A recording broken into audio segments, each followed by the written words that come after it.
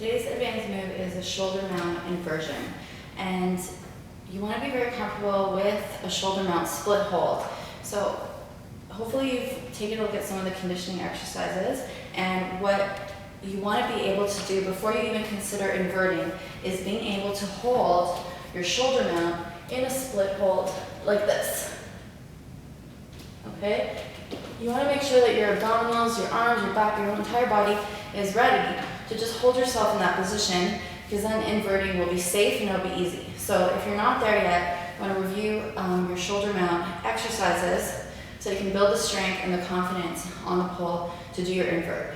This is a very dangerous inversion, mostly because of the fact that your hands are tied up on the pole. So if you slip, you have nothing to block you from falling to the ground, which means you're going to land on your head, and you got to be really careful with this one. So I definitely suggest having someone to spot you when you're doing this move, to at least be able to grab your hips when you're going over, so that if you do slip, they're going to help guide you down the pole and you're not going to just come down on your head. So please be very careful. Don't do this if you're sweaty on your back. Again, you can slip. Now, if you're not sure how to do, just to get into the position, I'm going to show you from behind. Now, my strong side is my right. You want to be able to invert on both sides, but I would suggest starting on your dominant side first. So if your right side is dominant, you're going to put the pole right between your spine and your shoulder blade. You should feel it right on the muscle, never on any bones.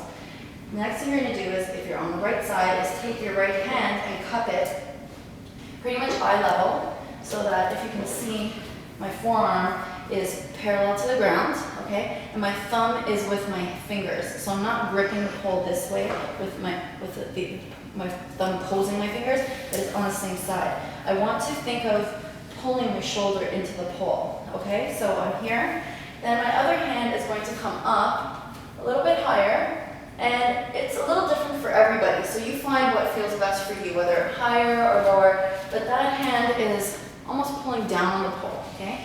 So the lower hand is pulling the shoulder in, keeping the shoulder in place. The other hand is pulling downwards, but they're both in a cup position. Now, if you're doing this in front of a mirror, what I want you to avoid doing is this. So you're looking at yourself in the mirror with your arms out to here, okay? Your shoulders are really vulnerable in this lift, so you need to make sure that your elbows are pointing forward and you're not compromising your shoulders, okay? You want to be using your biceps and your back and your abs to lift, not the front of your shoulders, okay? So if I'm doing it on the right side, to invert, I'm going to take my right leg and wrap it to the back of the pole, and my left leg will wrap to the front of the pole, and you want to make sure your knees touch. So when I go up, I'm going to lift up into my split hold, okay, up, and then take my right leg, wrap it at the calf, bring the knees together, my left foot to the back, and then let my body come down straight, okay? You can come down to a handstand and release if you like, just until you're getting comfortable with how to do this move. Again, really important, when you're inverting, whatever side you're leaning on, that leg is going to be the leg that wraps the back. So if I invert it on my left hand will be low, my right hand will be higher. And when I go up, it's going to be my left leg that wraps the back of the pole. The reason this is important is if you wrap with the opposite leg, you end up crossing over your collarbone too much, and you're going to find that it really hurts your collarbone because you're crossing the legs over and your body has to unwrap on the angle. So try and always use the same leg of the side you're leaning to wrap to the back of the pole. And that is your shoulder mount inversion.